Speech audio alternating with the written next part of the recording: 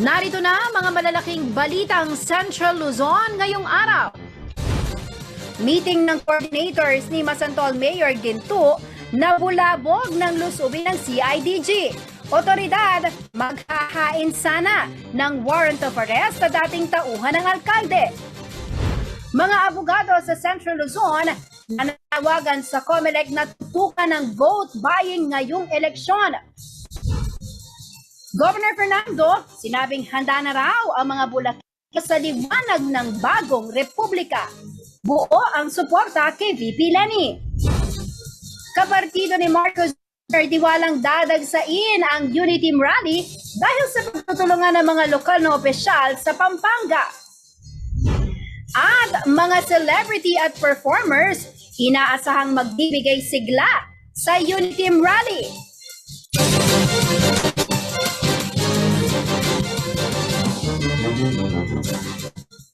Magandang gabi ka rehiyon. Ako po si Jennifer Salenga. Oras na para sa mga maiinit na balitang Central Luzon. Nabulabog ang isang campaign coordinators meeting ni Mayor Dan Ginto sa Masantol, Pampanga matapos itong lusubin ng mga elemento ng CIDG Pampanga. Ang dahilan umano ng kanilang biglaang pagbisita ay upang mag-serve ng arrest warrant laban sa isang dating tauhan ni Mayor Ginto. Narito ang report.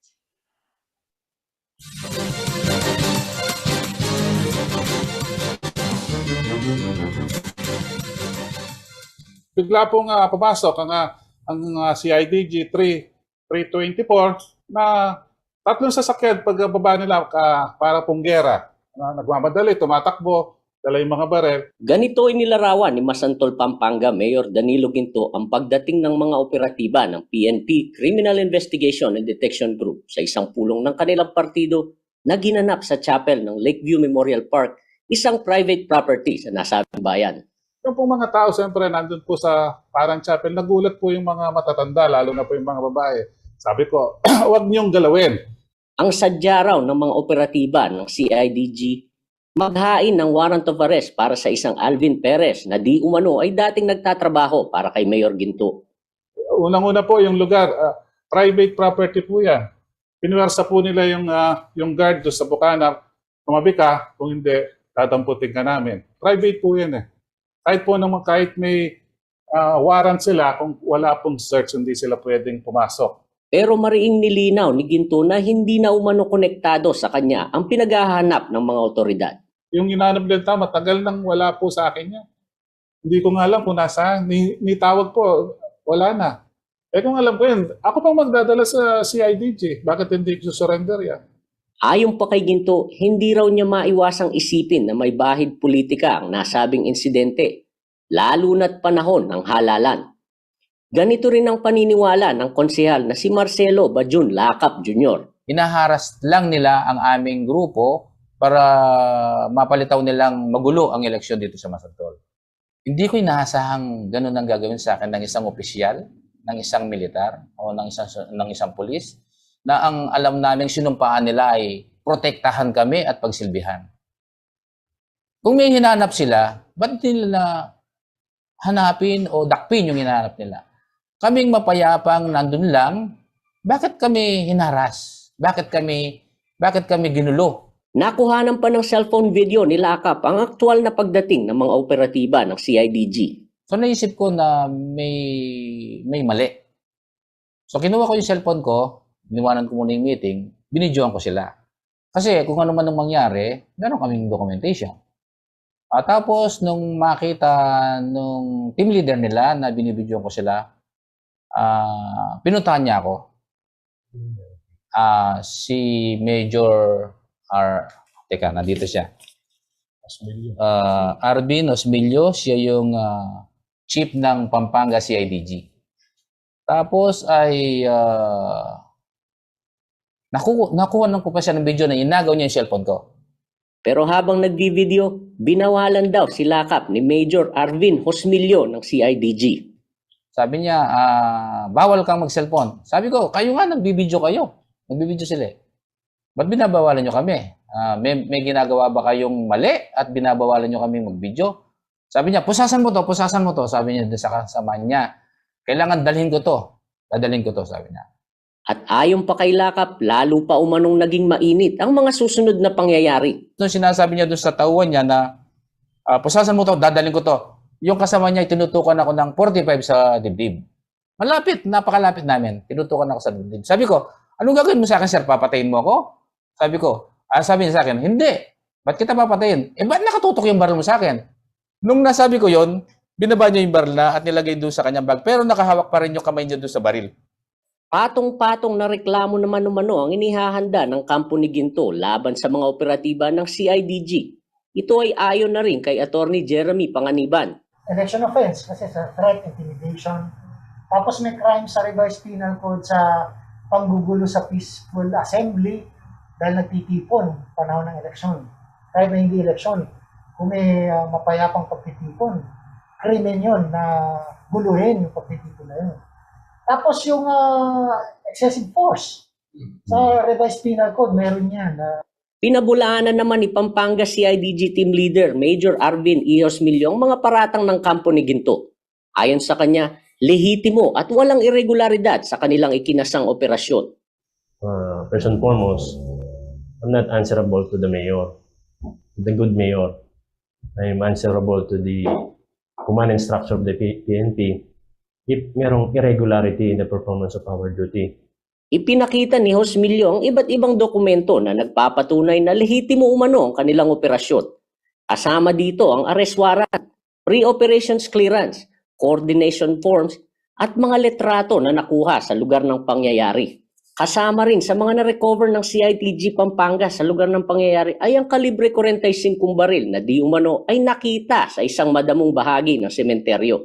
Kasama nito ang isang ID na nakapangalan sa isang Gabriel Santos na di umano ay isang VIP security ni Mayor Ginto. Itinurn over naman agad ng kapulisan ang nasabing baril sa kampo ni Mayor Ginto. Ayon pa kay Hosmilio, ang mga operasyon ng CIDG Pampanga ay hindi nagkulang sa koordinasyon sa mga territorial units. Mayroon ding umano silang ginamit na alternative recording devices na isang rekwisito kapag ang kapulisan ay nagseserve ng warrant of arrest. The moment we set foot dun sa Lakeview, meron po kaming videographer. And pinakita namin yung warrant of arrest. And nagtakbuhan yung mga tao for whatever reason. Patungkol naman sa video na lumulutang kung saan ay makikitang hinahablot ni Hosmilio ang cellphone ni Lakap, naaayon daw sa batas at hindi niya ito itinatanggi. Ako po mismo yung kumuha ng cellphone sa kanya. Opo. Kasi that is annoying already na tututok yung cellphone sa mukha mo. And I instructed my staff na pusasan siya actually. Kasuhan ko siya ng unjust vexation, but sa courtesy to the mayor, hindi ko na. At nantanungin kung ang pagbabawal ng pagbivideo ay naaayon sa batas. Ang sabi po ng batas, if it is annoying already, yun ang sinasabi ng batas. Pwede naman. But Pinabulaanan rin ni Hosmilio ang akusasyon ni Lakap na siya ay tinutukan ng baril ng isa sa mga tauhan ng CIDG. I can categorically deny that. Ngayon po sinabi ko, if they have complaint, there is a proper venue to file their complaint. I told the good mayor na if he wants to contest the legality or the regularity of our operation, there is a proper venue to that. Felix Barrios, CL TV News.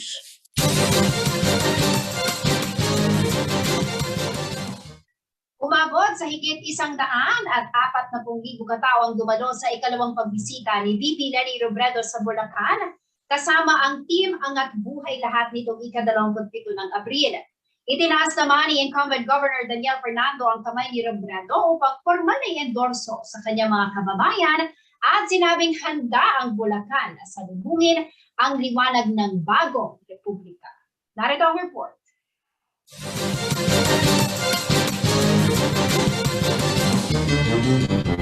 Bumisita sa ikalawang pagkakataon si Vice President Leni Robredo kasama ang Team Angat Buhay Lahat sa Bulacan nitong Huwebes, April 27 para sa Republika 2.0 tindig ng Bulacanyo People's Rally. Mula sa 45,000 na dumalo noong March 5 ay ikinagulat umano ni Robredo ang pag-akyat ng bilang ng mga nag-attend sa rally kahapon na umabot sa higit 140,000 katao batay na rin sa bilang ng mga organizer. Pang-lima ang Bulacan sa mga lalawigan sa bansa na may pinakamaraming registered voters sa bilang na higit 2 milyon. Matatanda ang na-endorso na ni Governor Daniel Fernando si VP Leni noong ika-14 ng Marso sa isang press con. Sa kabila nito, itinaas pa din ng gobernador ang kamay ni VP Robredo sa harap ng kanyang mga nasasakupan. Ang lalawigan po ng Bulacan bilang tahanan ng unang malayang republika ng Asya ay handa nang salubungin ang liwanag ng bagong republika. Samantala, nabanggit naman ni VP Leni ang kahalagahan ng pag-house-to-house campaign upang mas makausap ng maayos sa mga botante. Paraan daw ito nang hindi sila malinlang sa mga fake news na laganap sa social media at masulit na natitirang mga araw sa kampanya. Alam nyo ba kung bakit mahalaga ang house-to-house? Napakarami ng kasinungalingan ngayon. Pag maglalaban-laban lang tayo sa social media, mahirap. Kasi hindi mo alam kung ano ang papaniwalaan. Pero pag nag-house to house tayo, tao sa tao, puso sa puso. Marami na kayong sakripisyo, pero meron pang 12 araw na natitira. Kaya pa ba? Kaya pa? Kung kaya pa, tara na Bulacan, ipanalo na natin to. Katulad sa ibang rally, dumalo rin upang magpakita ng suporta ang ilang kakamping celebrities at personalities gaya ni Vice Ganda, Nadine Lustre, Darren Espanto, Nyoy Volante, Michelangelo Lobrin, Yen Constantino, Jolina Magdangal at Pinoy Band na River Maya. Nagpakitang gilas din ng Fireworks Capital of the Philippines ng pailawan nila ang Engrandeng Pyro Musical kasabay ng Aerodrone Show kung saan binuo ang pangalang Leni at imahe ng Rosas bilang hudyat na pagtatapos ng nasabing rally. Samantala, hindi nakadalawang running mate ni Robredo na si Senator Kiko Pangilinan dahil siya umano ay bumisita sa Caloocan, Navotas at Malabon. JM De Jesus, CLTV News.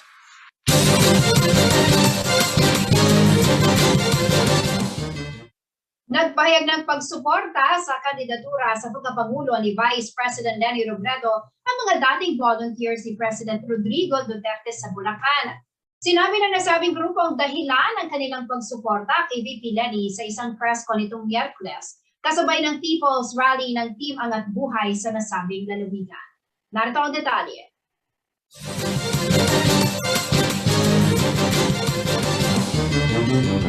Nagsagawa ng press conference sa mga miyembro ng Mayor Rodrigo Roa Duterte Aguila Bulacan Chapter upang opisyal na ipahayag ang kanilang pagsuporta sa kandidatura ni Vice President Leni Robredo. Ang MRRD Aguila ay pro-Duterte volunteer group na all-out ang naging suporta noon sa kandidatura ni Presidente Duterte at ngayon ay ibinabahagi daw nila ang kakayahan ng kanilang higit 100,000 miyembro para maipanalo si Robredo. Nakipag-alyado rin ng grupo sa IMK Leni na dati namang supporter ni Presidential Candidate Mayor Isko Moreno. Lumipat na rin sila sa kampo ni VP Leni. Pinuri naman ng mga lider ng MRRD Aguila si VP Leni sa kanyang magandang pamumuno at pagmamalasakit sa mga tao. Matatandaan na ang volunteer group na ito ni Pangulong Duterte ay nahahati sa 3 paksyon na may iba't ibang presidential candidate na sinusuportahan. Kaya nananawagan ng MRRD Aguila sa iba pa nilang kagrupo sa ibang paksyon na sumama na rin sa krusada ni VP Leni.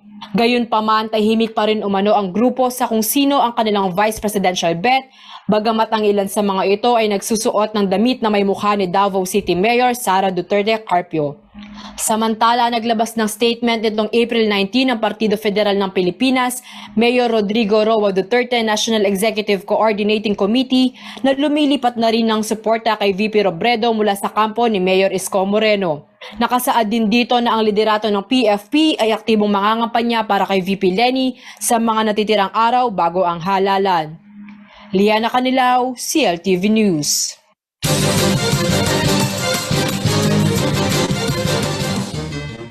Sa pagbabalik ng CLTV News. Mga celebrity at performers inaasahang magbibigay sigla sa Unity Rally. Kapartido ni Marcos Jr. diwalang dadagsain ng Unity Rally dahil sa pagtutulungan ng mga lokal na opisyal sa Pampanga. At ang mga abogado sa Central Luzon nananawagan sa COMELEC na tutukan ang vote buying ngayong eleksyon. Manatiling nakatutok para sa iba pa mga nangungunang balita ngayong araw.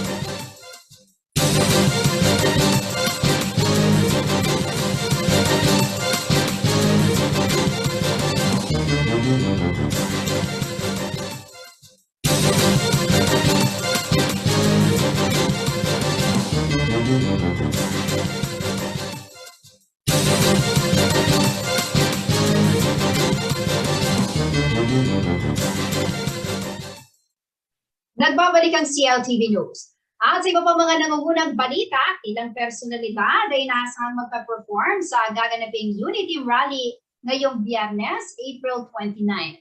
Kasama rito sina Daryl Ong, Chocolate Factory Hale, Andrew E., QC Jason Fernandez, Katrina Velarde, DJ Luño, Randy Santiago at marami pang iba. Ayon sa organizers, alas 11 ng umaga ang simula ng Festival Street Dancing. Alauna naman ng hapon ang open gate na susundan ng performances ng mga personalidad mula Pampanga at Maynila. Alas 5 ng hapon mangyayari ang mismong Unity Rally at alas 7 ng gabi ang inaabangang festival concert. Gaganapin ang nasabing event sa Robinson Star Mills, Ciudad San Fernando, Pampanga.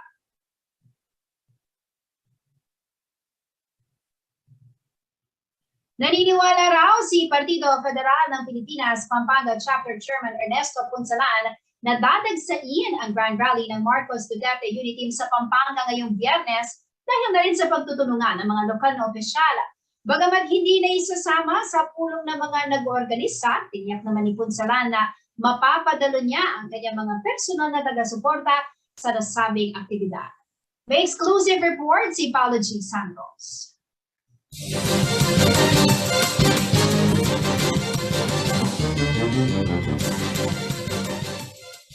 Sa personal kong obserbasyon, dahil nga nabanggit ko kanina, mga big politician, nagsama-sama, baka kung 70 yung kay Lenny, hindi bababa ng 180,000. Ito ang maagang prediksyon ni Partido ng Federal ng Pilipinas o PFP Pampanga Chapter President Ernesto Punsalan, ang partidong kinaaniban ni dating Senador Ferdinand Marcos Jr. sa ikinakasang Unity Grand Rally sa Pampanga ngayong darating na Biyernes, Abril 29 sa Robinson Star Mills sa Pampanga. Ito anyay dahil na rin sa mga malalaking tao na kabilang sa mga nag-organisa ng aktibidad. Siyempre, pag sinabi mong big time, sila President Gloria Macapagal Arroyo, sila Dennis Pineda, si Lilia Baby Pineda, Dong Gonzales, Congressman John Lasatin, Mayor Pogi Lasatin, at mga ibang supporter nila. At kasama din si Congressman Mikey Arroyo.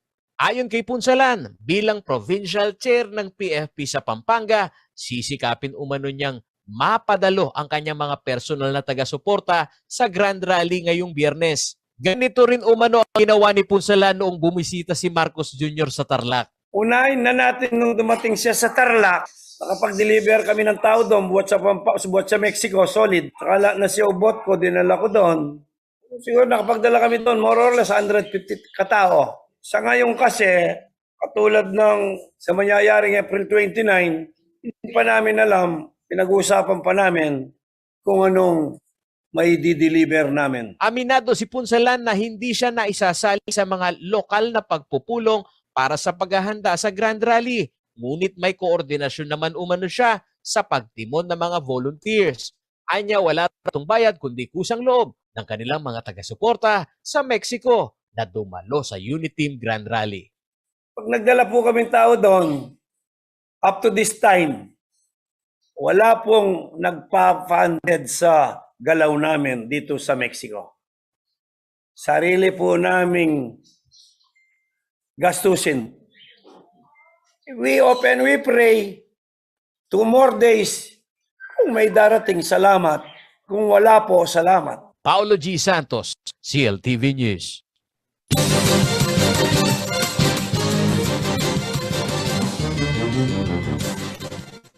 Nananawagan ngayon ang ilang mga Central Luzon lawyers sa Commission on Elections na tutukan ang talamak umanong bilihan ng boto sa mga nalalabing araw ng kampanya. Ang mungkahi nila, gumawa ng isang interagency effort para bantayan ang magiging pagganap o kondukta ng halalan. Narito ang report.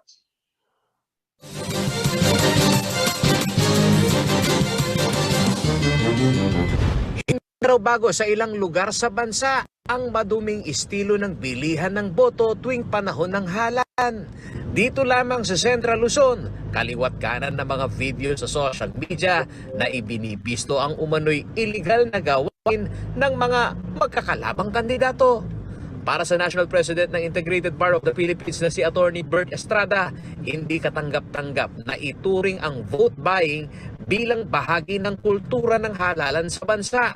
Kasi for all the years that we have these electoral processes, na-undermine talaga ang sovereign voice ng Filipino people dahil sa paggamit ng pera at pa yung mga promises and even mga threats, no? Ayon pa kay Estrada, maraming uri ng pagbili ng boto ang isinasagawa ng ibang mga kandidato sa bansa. Sa provision ng batas, it's not just money, no? Anything of value, even a promise pa lang, that's already can be considered as vote buying if it is made or intended in exchange for a support or vote, no? So kaya ang yun nakikita natin yun in the past elections, as brazen as perang ibibigay, may nakadikit na pangalan o kaya mga yan, medical card, insurance card na ganyan. Those are things of value. Paliwanag ni Estrada, isa ang vote buying sa mga problemang nais nilang tutukan kaya bumuo ng legal aid program ang IBP. Kaisa naman ng grupo ang human rights lawyer na si Attorney Oka Rodriguez.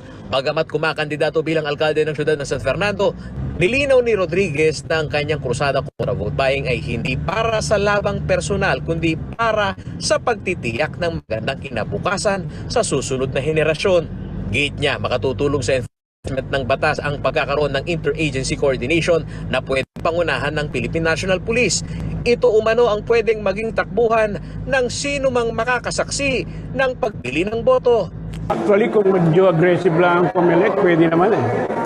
Pwede naman, karapatan nila yan. At saka most powerful sila during this election period.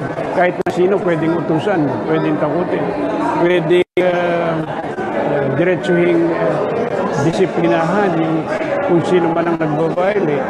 At pwedeng bigyan ng karampatang mga sanksyon.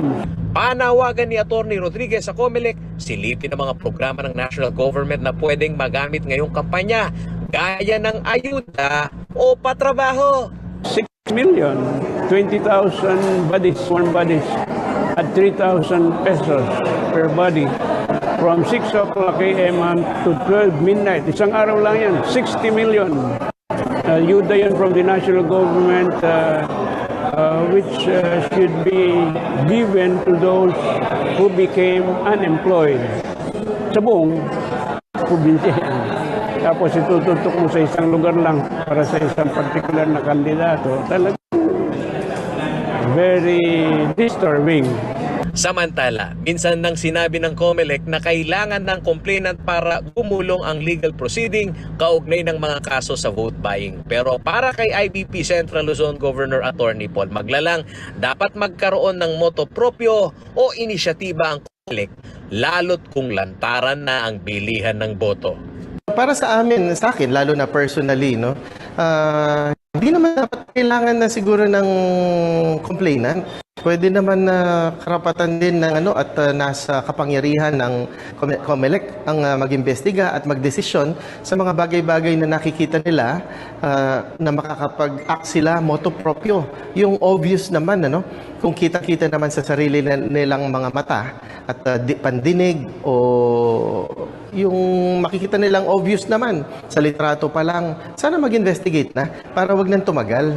Mabilisan sana ang resolusyon ng mga bagay-bagay na yan para madala din yung mga nagva-violate, yung mga hindi tumutupad sa batas, dapat lang maparusahan, kagad-agad, mabilisan. Paolo G. Santos, CLTV News.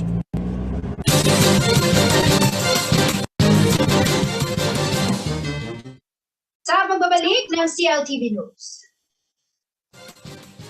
Banggaan sa kaban ng MacArthur Highway sa Apalit, nagdulot ng mabigat na daloy ng trapiko. At kilalanin ang kandidatong si JV Ejercito, senatorial candidate. Manatiling nakatutok at magbabalik ang CLTV News.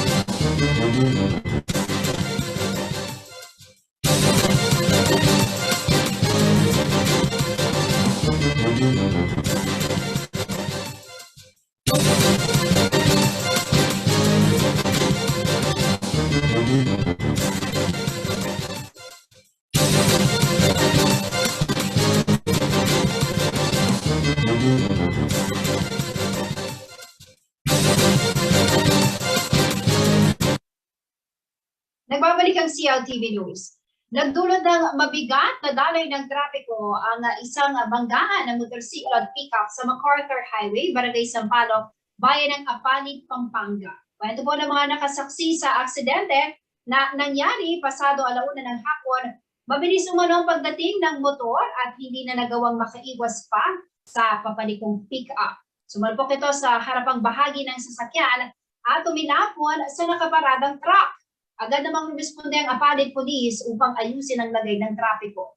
Agaran ding dumating ang Macabebe Rescue Team upang dalhin ang rider sa malapit na ospital para mabigyan ng paunang lunas.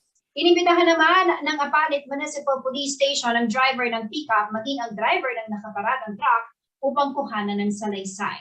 Sinubukang kumuha ng karagdagang detalye ng CLTV News Team mula po sa Apalit Municipal Police Station, ngunit hindi pa umano natapos ang pag-uusap at investigasyon ukol sa aksidente.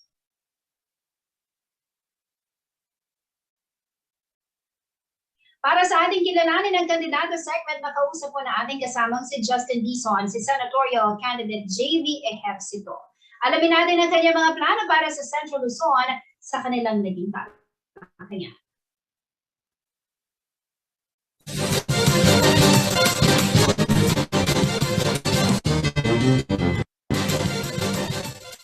Sa puntong ito, meron po tayong bisita dito sa ating kilalanin ang kandidato segment at hindi po ito ang unang pagkakataon na siya ay ating makakasama sa ating programa. Pero ngayon ho, kumustahin natin kung kumusta yung itinatakbo o ano na nga ba yung itinatakbo ng kanyang kampanya at syempre yung mga programa na nais pang isulong para sa ating mga kabalen, mga karehiyon dito sa Central Luzon. Ang atin pong makakasama ngayon ay isa doon sa mga nagsulong, pangunahing nagsulong nitong Universal Healthcare Act at syempre yung pagpapaunlad ng mga infrastruktura dito ho sa ating rehiyon. Wala pong iba kundi si Senatorial Candidate JV Ejercito. Magandang araw po, sir. Bumati muna ho kayo sa ating mga karehiyon dito sa Central Luzon.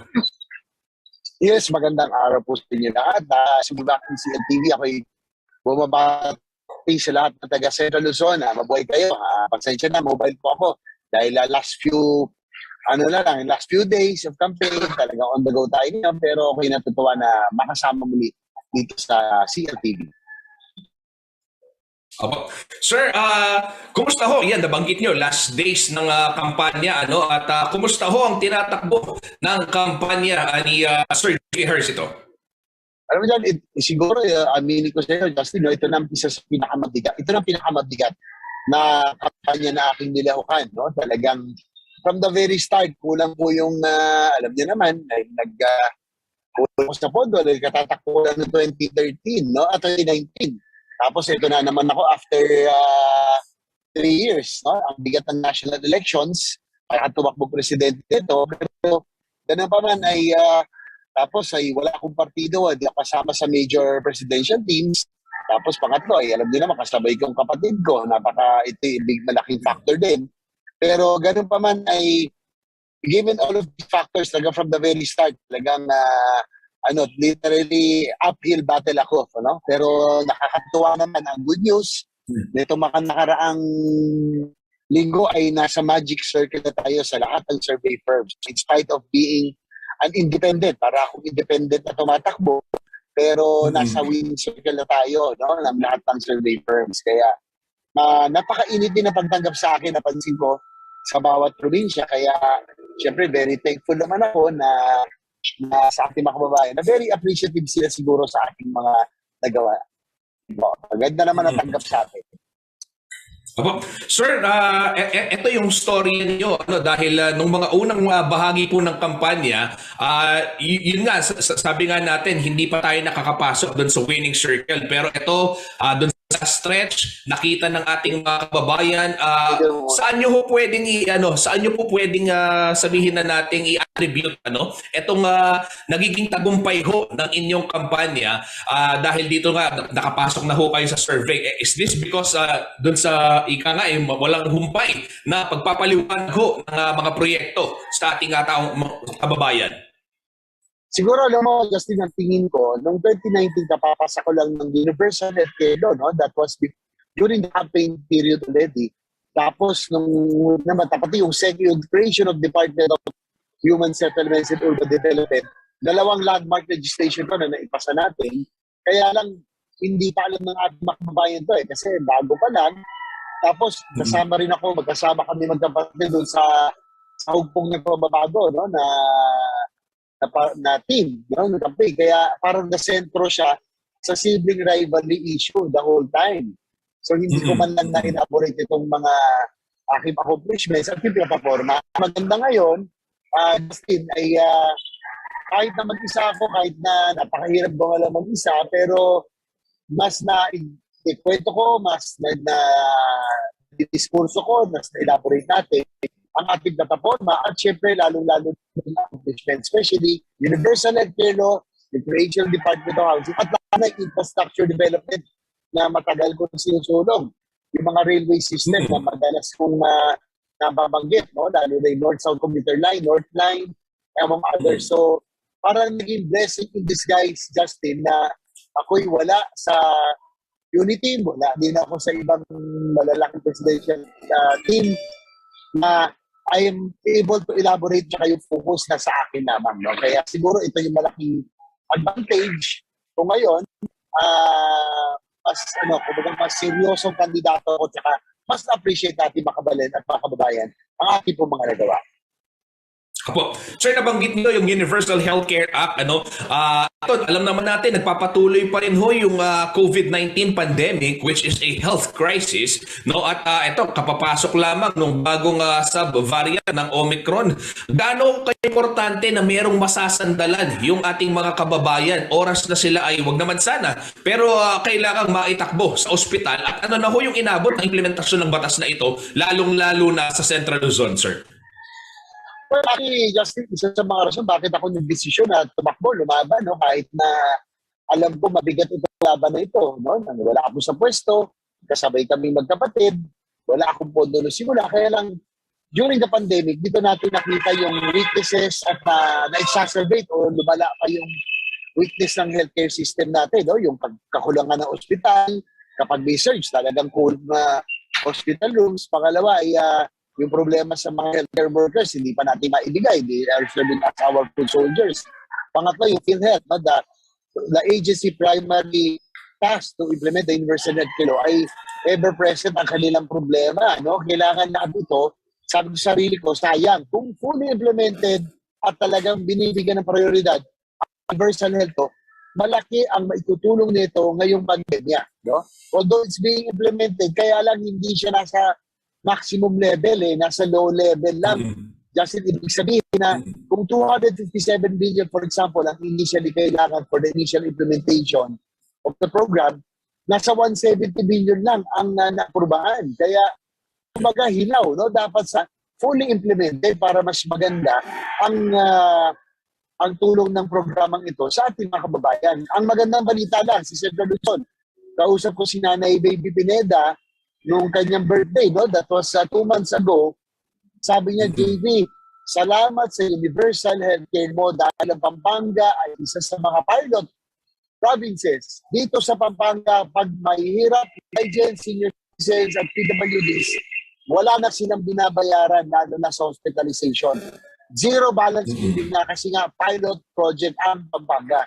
Sana po, Justin, sana kung magagawa natin ito sa lahat ng probinsya, sa lalong madaling noon, mas lalo mararamdaman na ating mga kababayan. Kaya nga, Justin, ako po, kahit mabigat ang laban, from the very start, nagdesisyon ako lumaban kasi po, naglalaban ko ang universal healthcare law dahil pangako natin ito sa bawat Pilipino na gusto natin makaguminawa ang buhay nila, lalo-lalo na sa medical expense na napakabigat talaga. Kaya kung nandyan ang UHC, kahit paano yung perang pinaghirapan nila, yung ipon nila, pag-asal sa aking pamilya.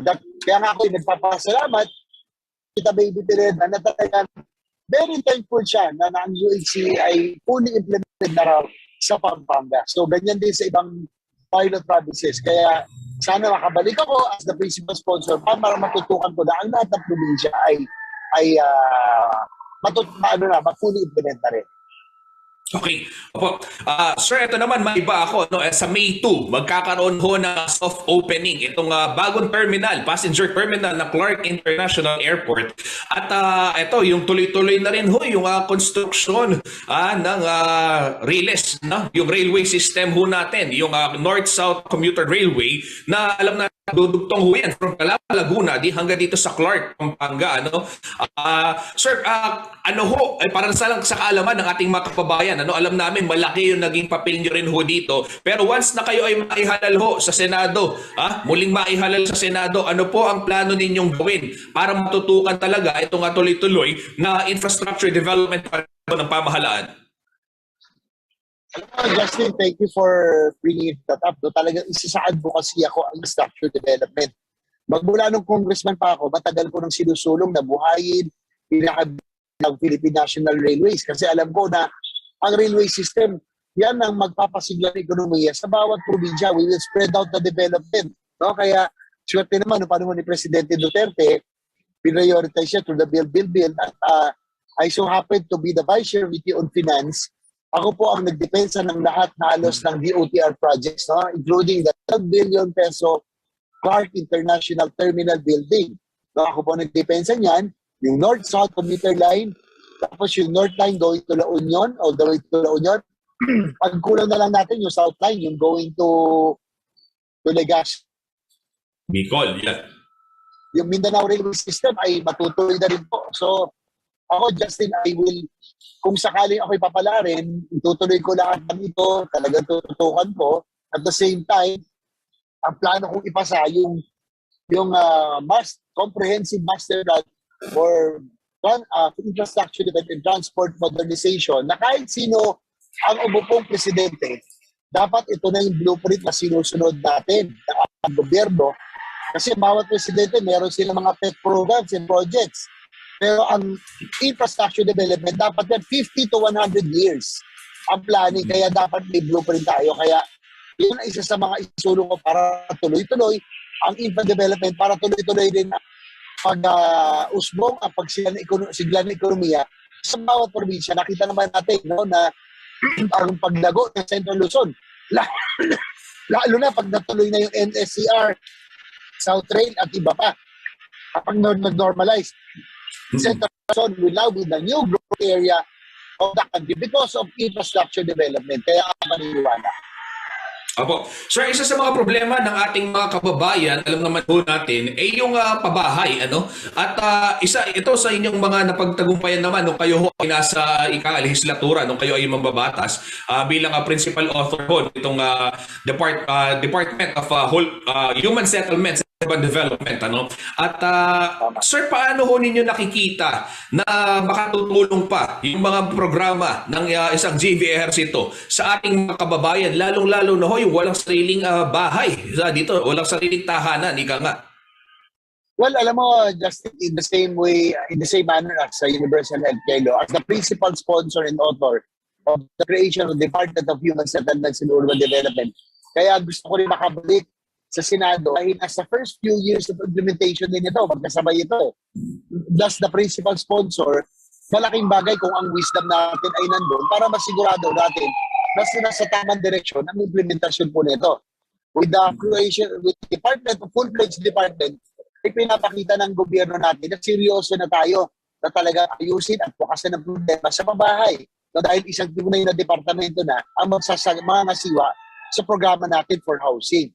No, we want township development this time, hindi na tulad dati na kung saan pinakamura ang lupa, doon bibili, doon gagawa ng pabahay, walang access sa healthcare, sa education, malayo sa trabaho, kaya ang nangyayari, hindi rin tinitirhan. Kaya ngayon, ang gusto natin, township development and trust natin, dapat may access sa healthcare, sa educational facilities, sa livelihood, this time. With the infrastructure development, may transport, sa transport hub, may access. So dapat kaya nga Justin ginawa natin Department of Human Settlements and Urban Development, hindi lang Department of Housing, dapat kasama pa lahat. So, better houses also, bigger, hindi na yung dati 24 square meters na average size sa Filipino family is 5. Paano naman magkakasya sa 24 square meters? Dapat at least 40 square meters. Kaya, nag-aalala ko, baka mamaya ibang interpretasyon at baka malis doon sa ating intention. Kaya sana I'm hoping the principal sponsor of this creation of Department of Human Settlements and Urban Development, makalabalik din po ako sa Senado para mas subaybayan, ma-oversee natin na tama po ang implementasyon ng landmark registration na ito. Opo. Sir, sa puntong ito, bibigyan ko kayo ng pagkakataon na makipag-usap sa ating mga kababayan, sa ating mga karehiyon dito sa Central Luzon upang higit pang maipaliwanag kung bakit kailangang mabantayan nga po sa Senado ng isang JVRC ito, itong mga programang inyo pong isinusulong. So, sir, po, kausapin ho ninyo yung ating mga kabalin, yung ating mga karehiyon. Well, sa ating mga kabalin, sa ating mga kababayan na po sa Central Luzon, ako po ay nakikiusap po sa inyo na sana po ay ako'y matulungan nyo. Tulungan nyo po kung tapusin po ang Universal Healthcare Law para po mas lalong maramdaman na ito ng bawat Pilipino. Hindi na tayo problema sa oras magkasakit tayo. Sagot na po ng gobyerno, zero balance billing po ang target po natin. Tulungan nyo po kung tapusin ang Universal Healthcare Law. Tulungan nyo po kung tapusin ang Department of Human Settlements and Urban Development. Iayos natin ang programa babahay. And last but not the least, tulungan nyo ako matutukan po ang mga infrastructure development, lalong-lalo na ang mga railway projects na matagal ko nang tinutulak at sinusulong. No, yung North-South Commuter Line, yung North Line, North Link, yung South Link, going to Bicol, Mindanao Railway System, yung mga airports, no, marami pa tayong kailangan gawin. At gagawin natin yan lahat. Gagawin natin lahat yan. Kaya ibalik natin ang good one sa Senado. Number 22 po sa balot. JBS din po. Tulong-tulong po tayo. Mabuhay po tayo lahat. Magandang umaga po sa lahat. Okay, mga kapatid, maraming salamat po, Sir J.V. Ejercito, senatorial candidate po. At napaliwanag ko ng ating buting bisita dito sa ating programa, yung kanyang mga programa. Sir, hindi ko na patatagalin para kayo makabiyahin. Mag-iingat po kayo and good luck po sa inyong kandidatura, sir. Thank you very much po. Salamat. Mabuhay.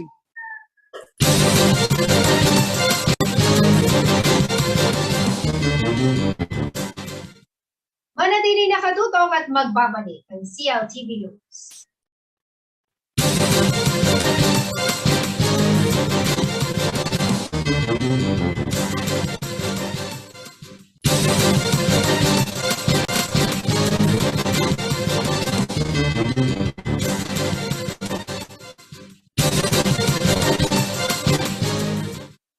Nagbabalik ang CLTV News. Sinimula na ng Department of Health ang contact tracing sa mga nakasalamuhan ng foreign national na nagpositibo sa Omicron subvariant BA.2.12 habang nasa Pilipinas. Batay sa initial findings ng kagawaran, mayroong 44 close contact ang nasabing pasyente. Kung saan lugar sa bansa ang kanyang mga nakasalamuha, alamin sa ulat na ito.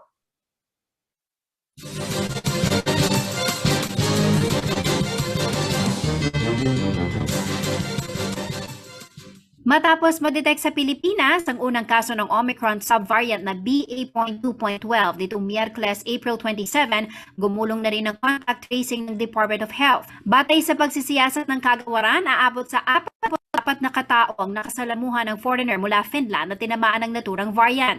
9 na close contact ang naitala sa Quezon City, 5 sa Benguet at 30 habang nasa commercial flight ito patungong Manila. Sa isang panayam, sinabi ni Health Undersecretary Maria Rosario Vergere na masusi ng minomonitor ang mga close contact. Ayon pa kay Vergere, karamihan daw sa mga close contact ng pasyente ay fully vaccinated at ang iba sa kanila ay negative sa COVID-19. Wala rin daw kinakitaan ng sintomas sa mga ito sa kasalukuyan. Ang unang kaso ng BA.2.12 Omicron subvariant ay isang 52-year-old Finnish woman na dumating mula Finland noong April 2. Una nang sinabi ng DOH na bumiyahe ang babae sa isang universidad sa Quezon City at sa Baguio para magsagawa ng seminars. Ayon kay Vergere, negative daw ang babae sa kanyang pre-departure test sa Finland at fully vaccinated din daw ito. Pinayagan siyang pumasok sa bansa dahil wala naman itong sintomas noong una. Ngunit pagdating ng April 10, doon na kinakitaan ng sintomas ang dayuhan. Paliwanag ni Vergere kung ikukonsider ang 14-day incubation period ng virus, posible raw na-infect ang babae sa kanyang bansa o sa kanyang pagbiyahe sa Pilipinas. Natapos daw niya ang 7-day isolation, naka-recover at na-discharge na ayon sa DOH. Nakabalik na rin daw ang babae sa Finland noong April 21. Jennifer Salenga, CLTV News.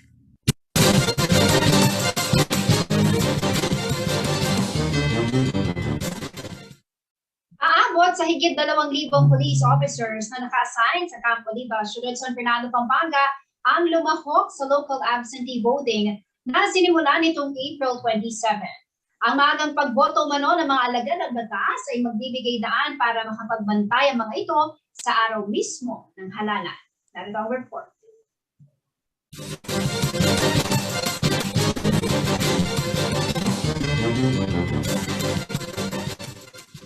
Nasa mahigit 2,000 police officers sa ilalim ng Police Regional Office 3 o PRO3 na nakabase sa Campo Liba sa Ciudad San Fernando, Pampanga ang lumahok sa absentee voting na sinimulan nitong April 27 hanggang 29.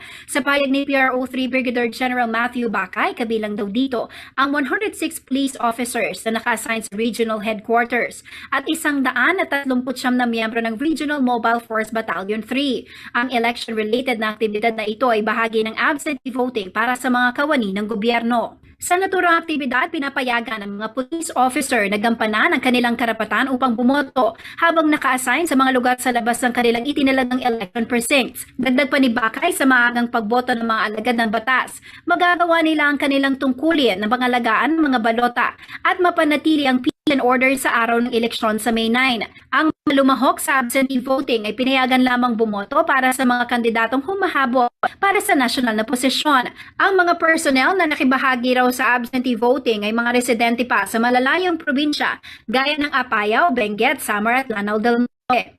Ginanap ang botohan para sa mga regional police personnel sa Pampanga Provincial Police Office sa Ciudad San Fernando. Jennifer Salenga, CLTV News.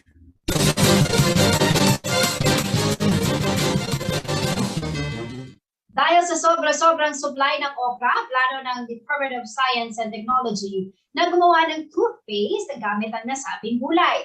Bukod dito, pinag-aaralan din ang paggawa ng paboritong inumin ng milk tea gamit din ang okra. Narito ang detalye.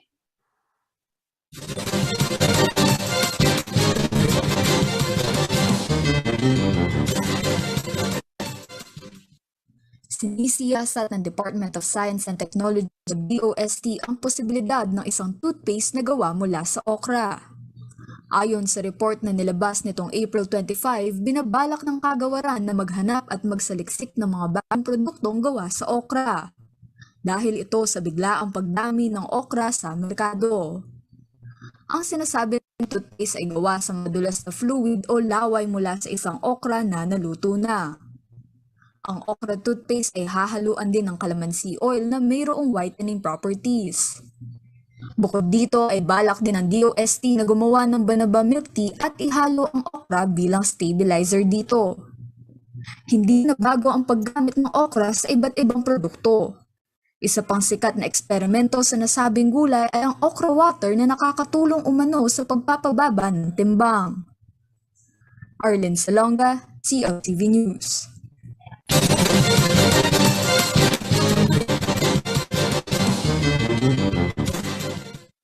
Alamin naman natin na magiging lagay ng panahon mula kay Ginoong Manny Esguera, ang Chief Weather Forecaster ng Pag-asa.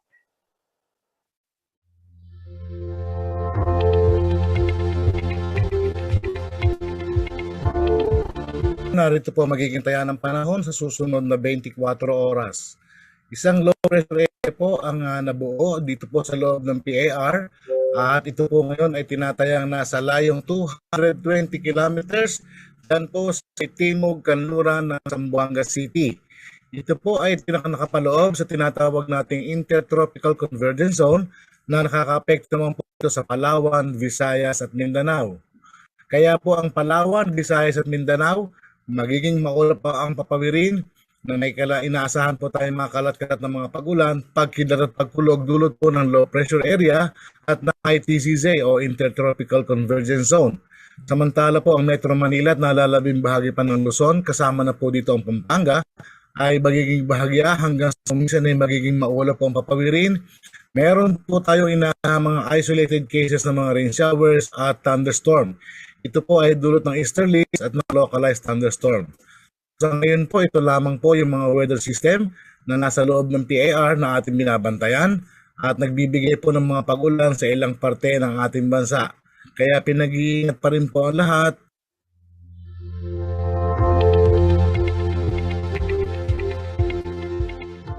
At yan ang mga balitang nakalap ng CLTV News. Kasama ang buong pwersa ng CLTV News and Current Affairs. Ako po si Jennifer Salenga. Maraming salamat po.